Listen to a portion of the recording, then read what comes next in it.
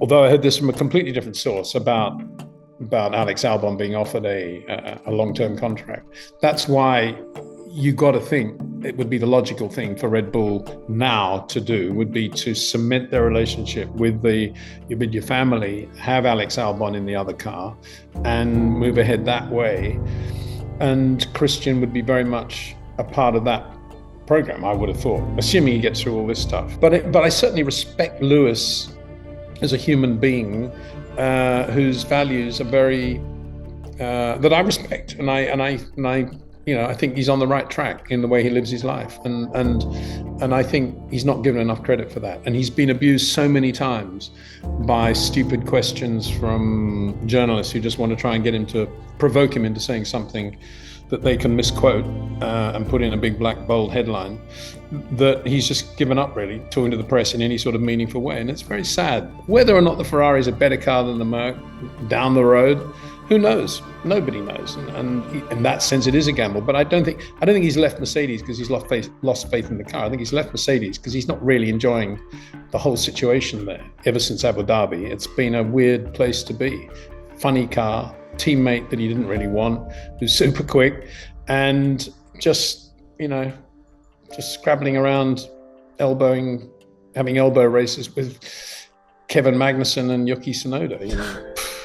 Knowing Fred Vasseur as one knows him, if the car was that much quicker, I very much doubt that anybody of import would actually be telling anybody about that. They'd be keeping it very quiet, because they'd want to see if it translates into a Bahrain lap time, first of all. And secondly, if they are super quick, keep it secret.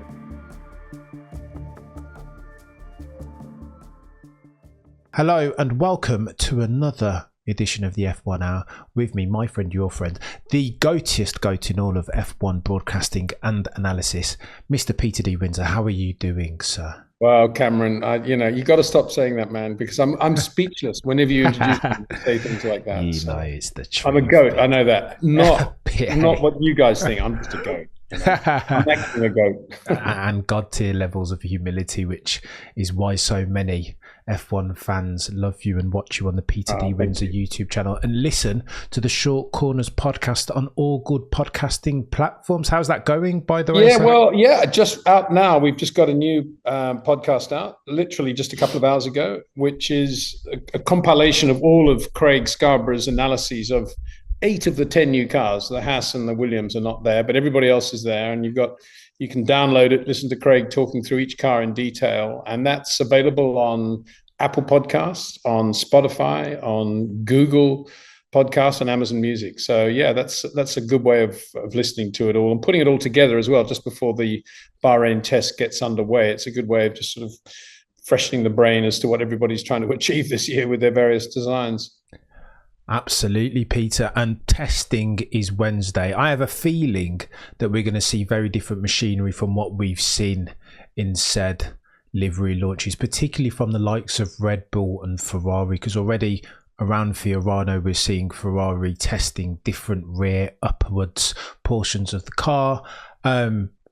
What sticks out to you from these launches as far as the design philosophies of the cars, Peter? Well, you've talked about Ferrari, and as Craig says in his analysis on our channel, our YouTube channel, and on the podcast, it's kind of strange that they've still got pull rod at the back, for example, and maybe this is something that they're quickly changing.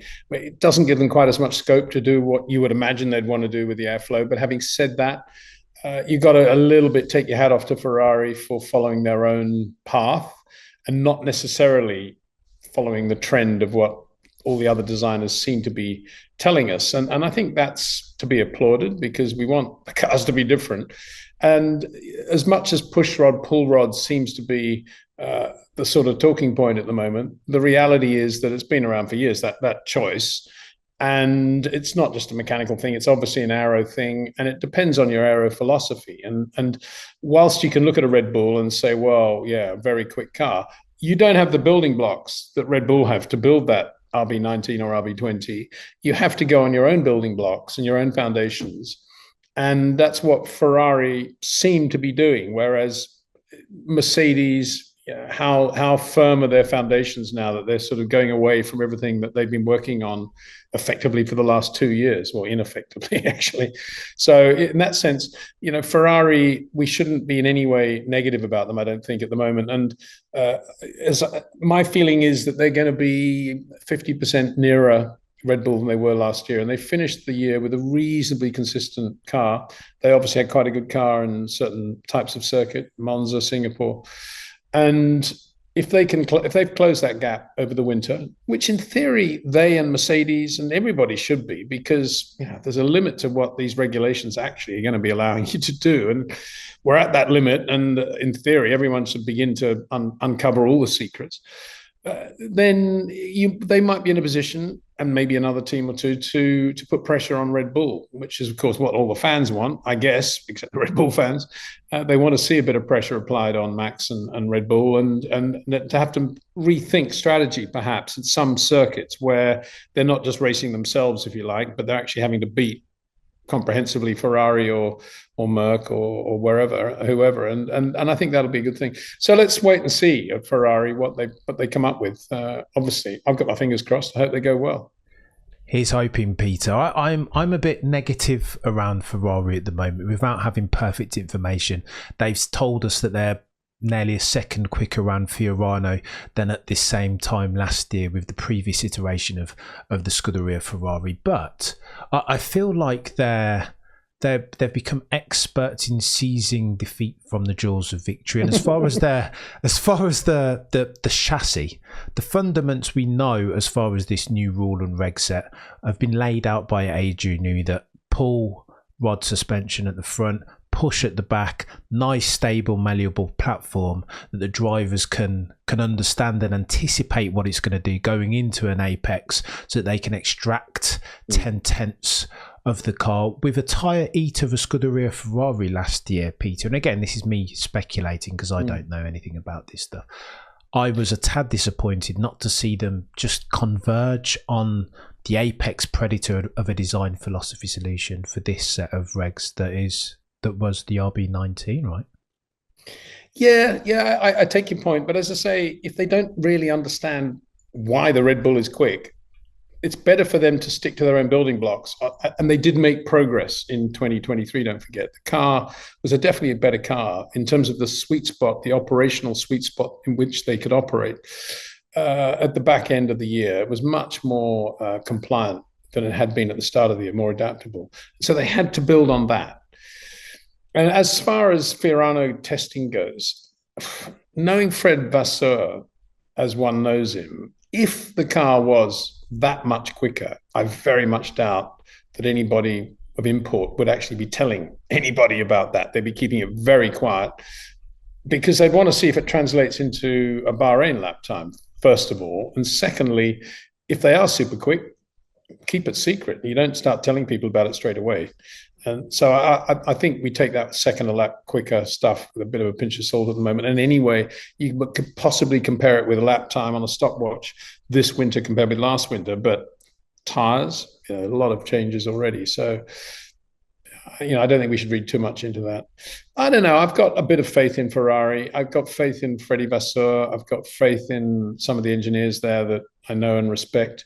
And I think the Lewis thing for sure will have lifted everybody. 2025, they've got Charles Leclerc, Lewis Hamilton. It'll be like, whoa, we need to get our house in order now. Let's get going. That's what I hope is going to be the atmosphere there.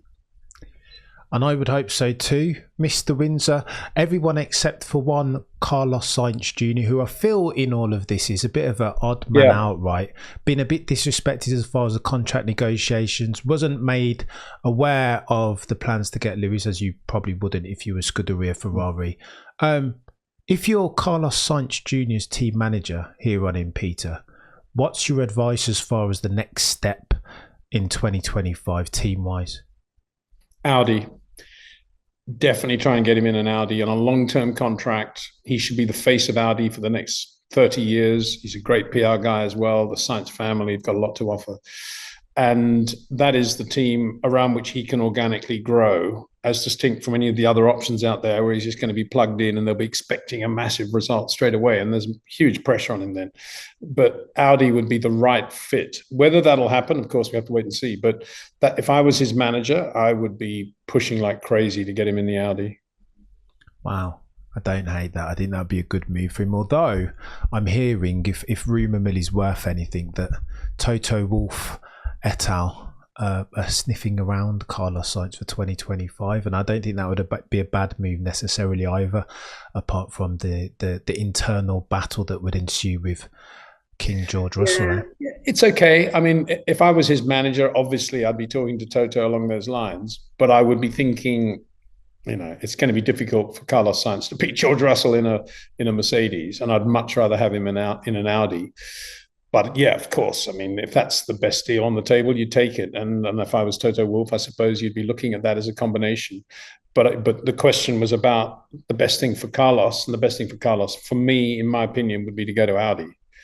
Because I just don't see him beating George Russell at Mercedes. He'd have a lot of trouble with him there for sure. Yeah, as would anybody, right? A difficult foe to overcome is King George Russell of Kingsley, Norfolk. Talk to me about Lewis Hamilton in 2025, Peter, because you alluded to it, that a rising marketing tide floats all boats, right? And the behemoth that's Lewis plus Scuderia Ferrari plus Charles Leclerc is going to do a lot for not just Ferrari but for F1 as an entity. It's properly blockbuster and mainstream, and as the dust settles on the news around the transfer, how do you reflect on that and look forward to 25? Well, I was interested to see Max say, I applaud Lewis' brave decision. Then I thought, brave? I don't think it's very brave. But I can see what Max is thinking. He's thinking, maybe he's thinking the Ferrari is going to be a quicker car than the Mercedes, because that's how racing drivers think. But as I said before, I don't think that is the basis of Lewis's decision to go to Ferrari. I don't think he's thinking which will be the better car in 25 and beyond. He's thinking, I'm at the back end of my career. I really want to enjoy my Formula One. I'm not really enjoying it at the moment. Even if the Mercedes is a quick car, I've got all this drama with George, and I just need a change of scenery. I want to enjoy my life. I want to refresh. I want to breathe different air. And Ferrari want me. So why not go there? How long is Lewis going to be racing in Formula One? Not that much longer. And so I don't think it was a brave decision. I think it was a pretty logical decision, very logical decision. And I think he'll really enjoy himself there. And because he's relaxed and enjoying himself, I think he'll drive really well and he'll get some great results there. Whether or not the Ferrari is a better car than the Merc down the road, who knows? Nobody knows. And in that sense, it is a gamble. But I don't think he's left Mercedes because he's lost faith in the car. I think he's left Mercedes because he's not really enjoying the whole situation there ever since Abu Dhabi. It's been a weird place to be. Funny car, teammate that he didn't really want, who's super quick, and just scrabbling around, having elbow races with Kevin Magnussen and Yuki Tsunoda. Do better than that. Yeah, he is a bit better than that. I heard your old mate Nigel Mansell had said that age is nothing but a number when it comes to Lewis Hamilton, and what he should be more concerned about, if he harbours aspirations to win himself at eighth, of his levels of motivation. I did a bit of digging to see Lewis will be 40 next year in a Ferrari car. And I wanted to see how many 40-year-old or older champions in F1 there'd been ever in history. And there's been 3, Peter, Graham Hill in 68, Jack Brabham in 66, and Juan Manuel Fangio. Obviously, you've won multiple 53 to 57, I want to say. I mean, Fangio, of course, had to sit out a good 5 years while World War II happened. So that was a slightly different thing. And all his contemporaries, apart from the new guys coming in like Sterling, were, if you think of Fagioli, Farina, Taruffi,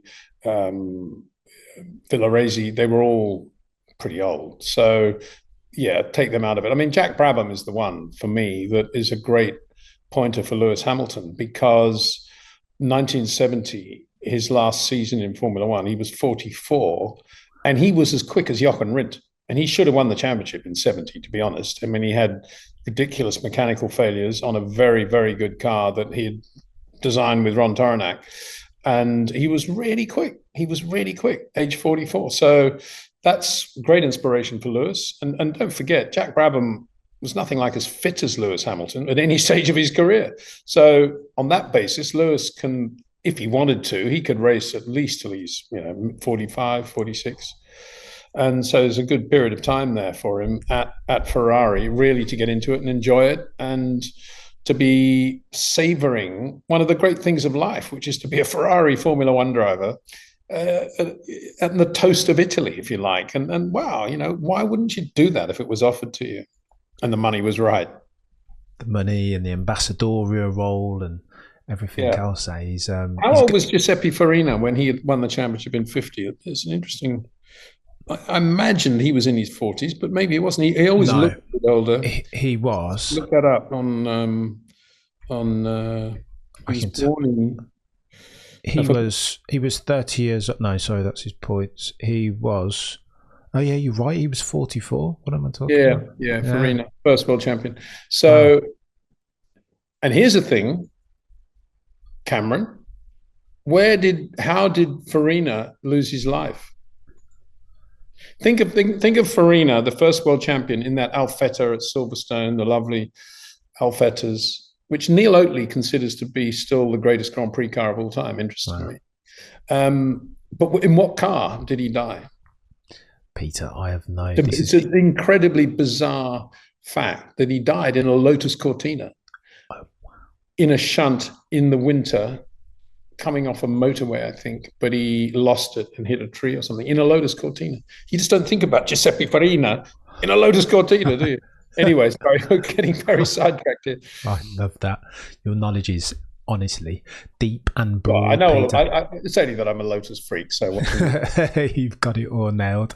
So he's hoping that Lewis can at least mount a challenge to Max. No, and I think he can. He's look at the way he's kept his motivation. Despite Abu Dhabi and all the other rubbish, despite the car being where it is, despite George, he's still motivated and he's still out there racing. A lot of people said, he's not quite as quick as he was, or George this. I mean, if you take an overall view of the last 2 years, he's done unbelievably well, considering where he was and what he went through over the winter of 21. I think he's done an amazing job, but he's bright enough to know that maybe if he stayed at Mercedes, it's going to be difficult to sustain that level of motivation for the next 6 years. So why not give yourself a breath of fresh air, move to Italy, eat the pasta, eat the risotto, enjoy being a Ferrari driver, having a few nice road cars along the way, and have fun. And if you do all those things, for sure you'll drive well if you're Lewis Hamilton, because that's what he's all about. He's all about life. He's a very passionate, spiritual person. And I think he'll benefit enormously from all of that feeling in Italy. Oh, Mr. Windsor. Fast forward to 2025 already, right? I want to see... Well, as I say, Cam, the problem's going to be if the Mercedes this year is a super quick car. There's a big if there, of course, but let's assume it's right up there with the RB20 and Lewis wins 6 Grand Prix this year, doesn't win the championship, or maybe does win the championship. As I said before, imagine if it's that situation, and we all know he's going to Ferrari. And imagine if there's sort of 5 races to go and he and George are 3 points apart. And it looks as if, George is getting slightly better treatment, or his reliability is a little bit better, or something like that. Imagine the politics and everything going on this. Lewis Hamilton is leaving to go to Ferrari. So, of course, Mercedes will help George. Yeah, good luck with that one, Toto. Yeah, they're going to have to. But he keeps saying, doesn't he, Toto, that he's super zoned in and focused on getting Lewis the 8th, almost like he owes Lewis a debt of gratitude. Yeah. Well, yeah, but put it another way. If somebody said, are you going to try and help Lewis win an 8th world championship? If he doesn't say, of course, that's my focus, I really want to see that, he deserves it. The alternative is to say, nah, I'd much rather see George. If they've got a champion, I want it to be George Russell. He's the guy who's showing his loyalty to us. He's not leaving to go to... He's not going to say that, is he? So he's got to say the other. You've got to be a little bit careful about these things. They're all reaction to what people are prodding them into saying, and then, dare I say it, kind of out of context. Yeah, Yeah, it's a very good shout, Peter. And the other key protagonists in the 2021 debacle were, of course, the Bulls that were led by one Christian Horner. Now, there's all this stuff going on around that we're not going to talk to specifically, but the FIA have come out and made a statement for the first time last night, and the undertones of which we're keen for them to expedite this investigation. Peter, I want to ask you the question this way. What does this, or what might this mean, depending on which way the outcome of the investigation goes? What might this mean for Red Bull as an organisation going forward, and F1 too? Well, I think it's a really interesting question, isn't it, to see what we think of the dynamics of Red Bull, because we don't talk about them very much. We never have, because it's always been and was always Dietrich Mateschitz loving his Formula One and signing the checks. And just as I often say about, involvements like the Stroll family, if Lawrence Stroll lost interest in Formula One for whatever reason, if Lance lost interest in Formula One, would he still be around? I mean, to have a whole empire built around effectively the interest of one person is pretty fragile. And I've always felt that about Red Bull, what would happen without Dietrich. So now we know it's a family, obviously based in Austria, and they own a lot of the shares, but they don't own over 50% of the shares. And I'm only imagining this, but let's assume Christian Horner's on a serious amount of money, a lot more than the younger, new Red Bull directors' family, Mateschitz family, are paying themselves. There would definitely be an issue there, I would imagine. There'll be some sort of envy going on, which may be one part of it. On the other side of the coin, the 51% is owned by the Thai family, the Uvidya family. And I would imagine by now, knowing Christian, that he would be pretty close to them, and he'd be pretty much he'd be in sync with the way they want to go. And that's why, although I heard this from a completely different source about Alex Albon being offered a long-term contract, that's why you got to think it would be the logical thing for Red Bull now to do, would be to cement their relationship with the Uvidya family, have Alex Albon in the other car, and move ahead that way. And Christian would be very much a part of that program, I would have thought, assuming he gets through all this stuff. And so, so it's an interesting dynamic, isn't it? I mean, and Alex Albon will be watching this with interest, I would have thought. And apparently, Peter, you've nailed it there. I'm hearing that Christian is you've kind of nailed it. That Christian is he's very much aligned with the Thai family, the Uvidya family, and they have 51% owners. Yeah. And so on the back of Dietrich's passing, Mark, his son, and Oliver Mintzlaff are keen to kind of mould Red Bull as an organisation and a racing team in Dietrich's images, now theirs, right? Yes. And I think that's giving rise, and again, speculation and massive conjecture. I preface everything I'm about to say that with this. I understand that there is a power struggle on the back of that, all the way down to Max and Joss, who are super keen to align themselves with Oliver and co. And then you've got Christian and Thai family on the other side, which is, I think that could be huge for the next couple of years for Red Bull and Max. And Lewis and Charles and the rest. Yeah, you say that, but if I was Christian, I'd be saying to Max and Joss, okay, you guys become the mates of the Mateschitz family. I'll focus on the Thai side, and together we'll keep it all together. But your job is to be relationship A with the Austrians. My job will be relationship B with the Thai. And Max and Joss would be perfect for that. And and I think that's what we're going on. I can't imagine in a million years that they would be going in a different direction to the way Christian thinks. It'd be a bit like Max and Bernie, be like Bernie saying to Max, look, on this issue over here to do with this new thing, you're going to tell the press that I'm an idiot, that you're going to go out in a completely different direction and Bernie's completely wrong, and I'll give you a ring tomorrow night and I'll tell you how I got on with my side, and then we'll put the deal together, Max. Okay, see you later, buddy. And it would be like that. There's no way Max wouldn't be under the Christian Horner umbrella of how to proceed to manage all this political stuff. And he's a really useful ally for Christian Horner because he would be great. He would be great dealing with the Mateschitz family. They'd love him, of course.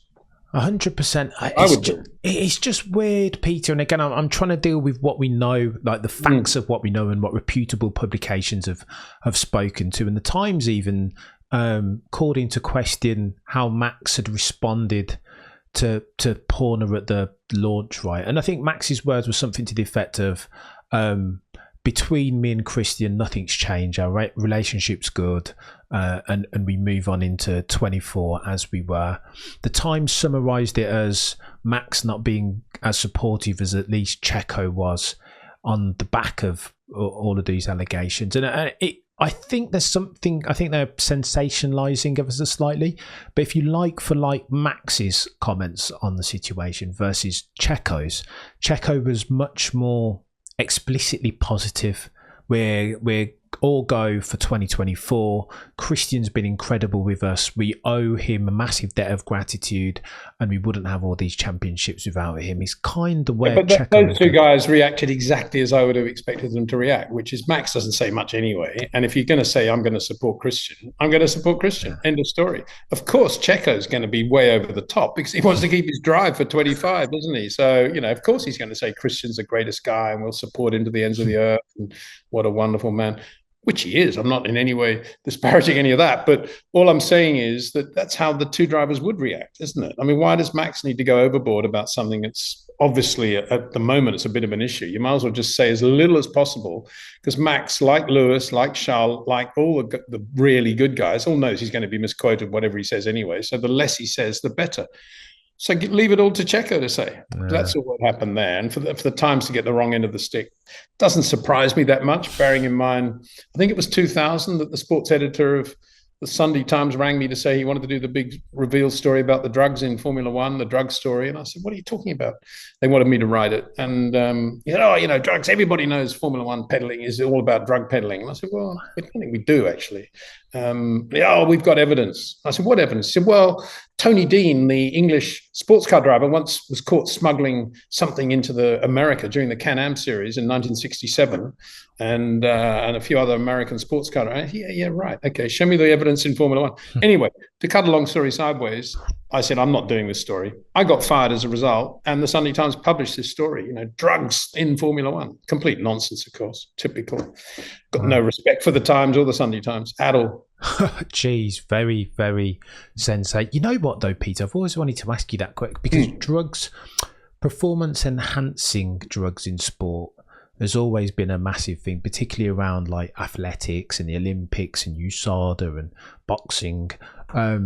It's never, ever been an issue in F1. And I don't think many people know about the testing procedures in place. If indeed there are any testing, do they even need to test these guys? Would there be an upside from using a performance-enhancing drug as an F1 driver even? It's a murky subject that nobody really speaks about. Yeah, you'd need to ask a physio that question. I'm not au fait with all the modern stuff you can put into your bloodstream.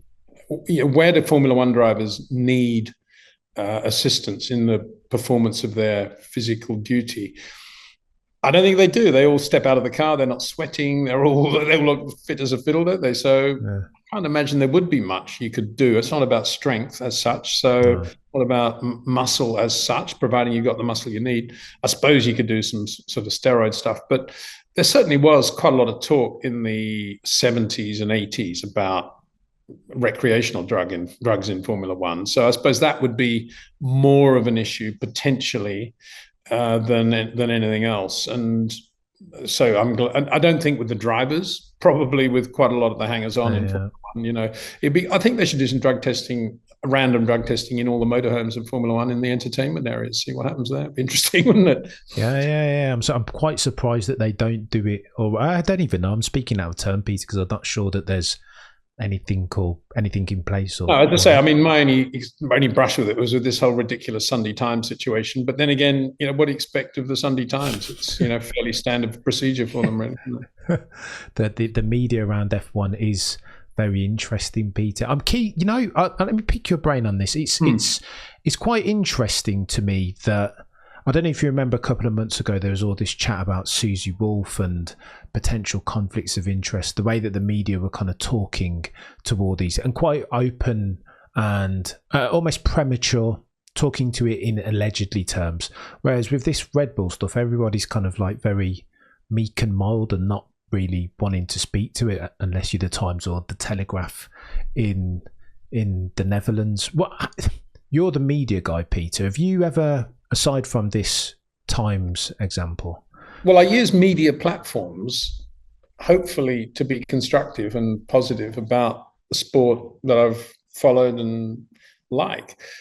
I don't think I'm a media guy in the sense that I'm a Sunday Times sports editor that wants to do a story about the drugs in Formula One or about the issues between Toto and Susie or about the Christian Horner thing.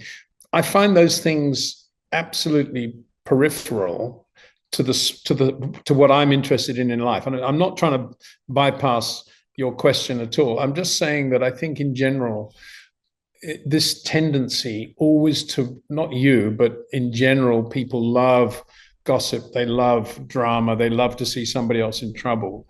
I find that very disconcerting, because in life we need to be doing nothing other than looking within ourselves and trying to make ourselves better people. And the more we look at others and, can I use the phrase cast judgment or express disapproval of others, the unhealthier it is for us as individuals. So I'm not into any of that. And I can't really say any more than that, apart from the fact that there are a lot of social and political, socio-political unwritten rules these days around which you have to tread very, very carefully.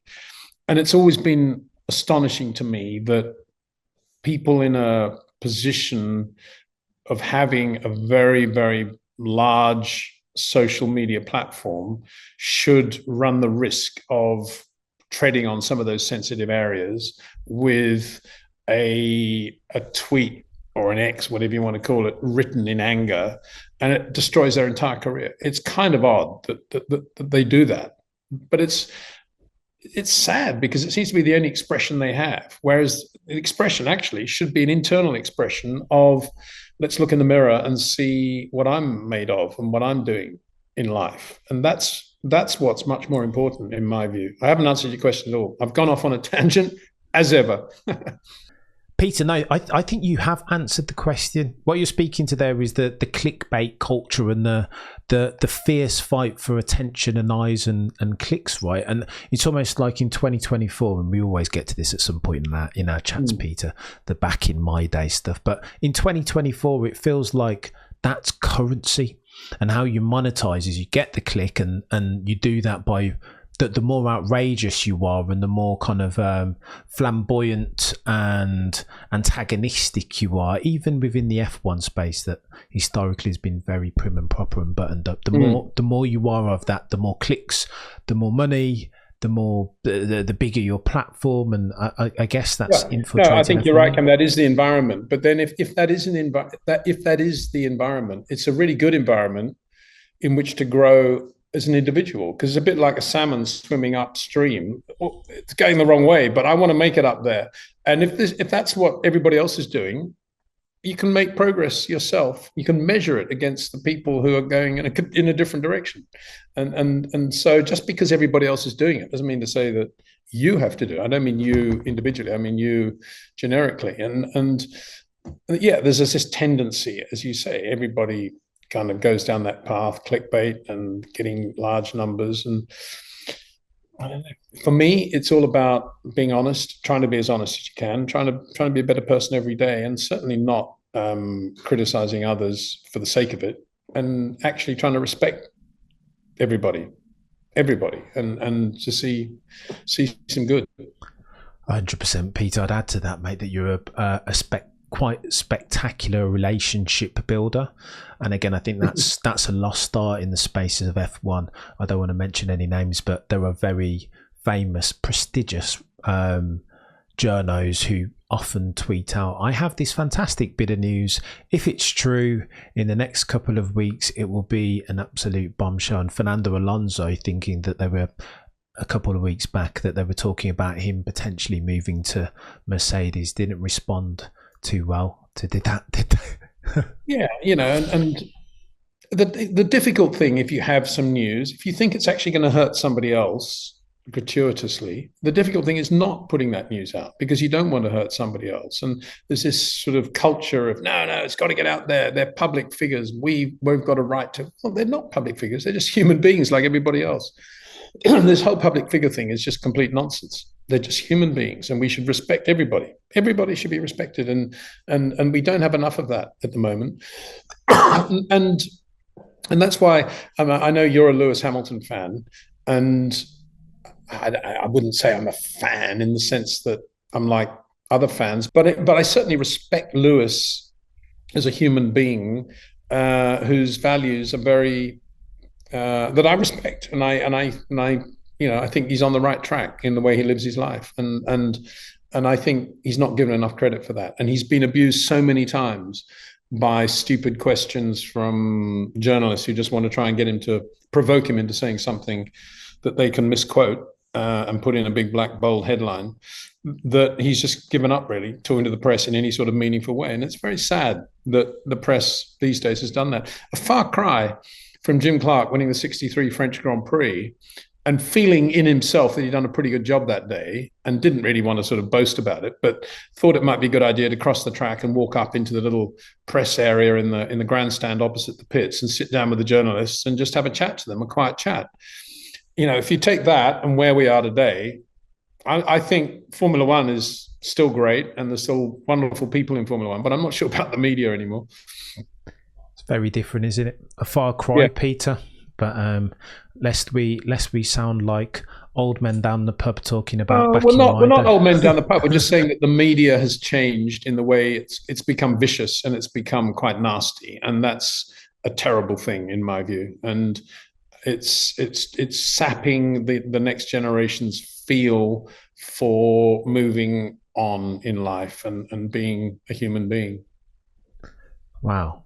And Peter, you know what, mate, at this point, probably as good a time for me to give you some credit as a F1 media person, because I think you are everything. I mean, testament to the channel and the way that you're growing it, the podcast.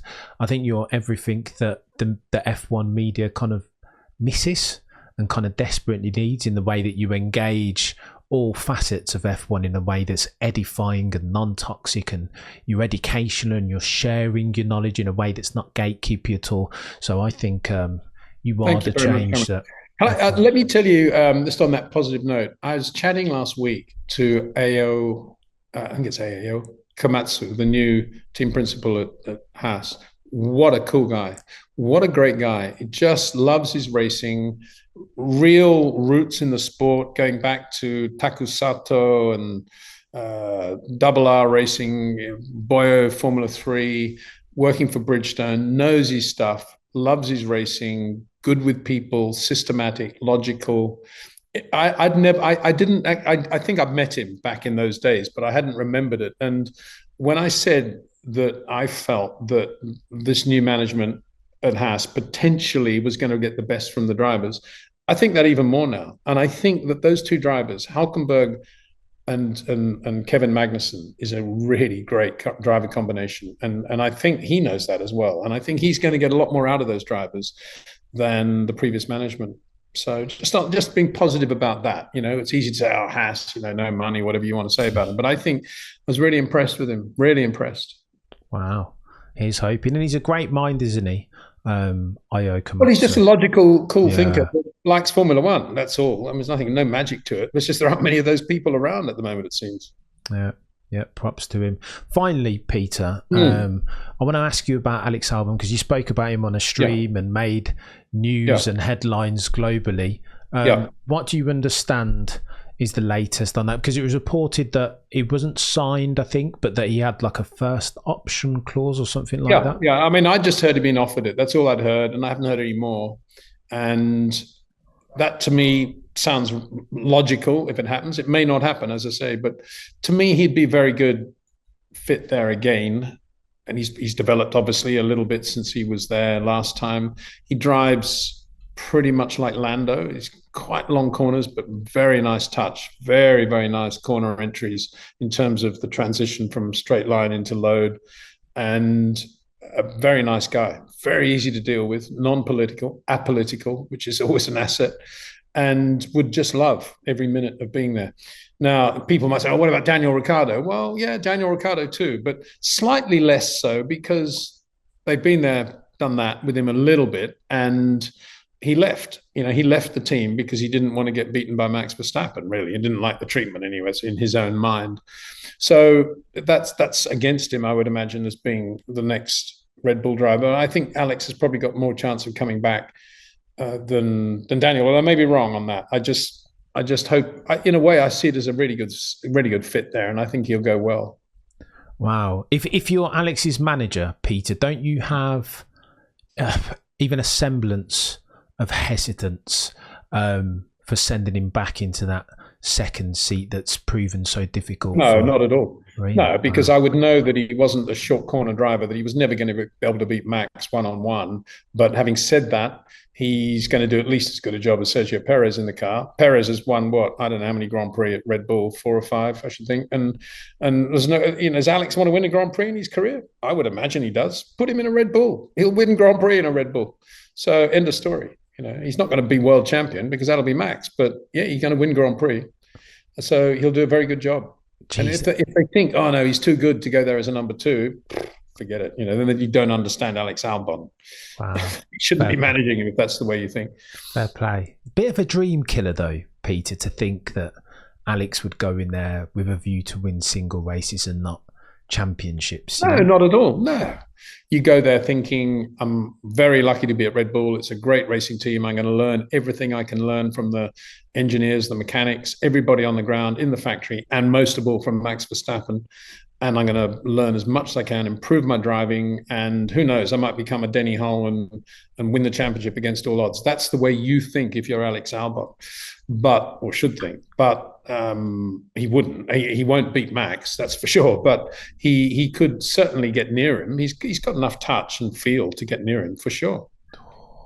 I'd love to see it for one. I think that would be incredible. Alex and Max in the same car, Charles and Lewis in the same car, Carlos and George maybe in the same car, Lando and Oscar in the same car. That feels like a golden generation of, as far as F1 is concerned, and intra-team battles even, right? Yeah. I think Eddie Jordan said recently that he had a sort of negative mark in his mind against Michael because Michael always insisted on having number 1 status, but I don't buy that. To me, either you have it in a contract or the driver is chosen that effectively isn't as quick. It doesn't really matter. But if he's got a negative about that, he should have one about that for Niki Lauda, one for Emerson Fittipaldi, and all the drivers that have won championships with slower number 2 drivers. And I don't think there's anything wrong with that. For me, it's so competitive that this business of taking points from one another eats into the team's ability to win a driver's championship, because you need every point you can get because it's so competitive as a driver. And Michael understood that. Emerson understood that. Niki understood that. It's not just Michael. And Lewis understood that.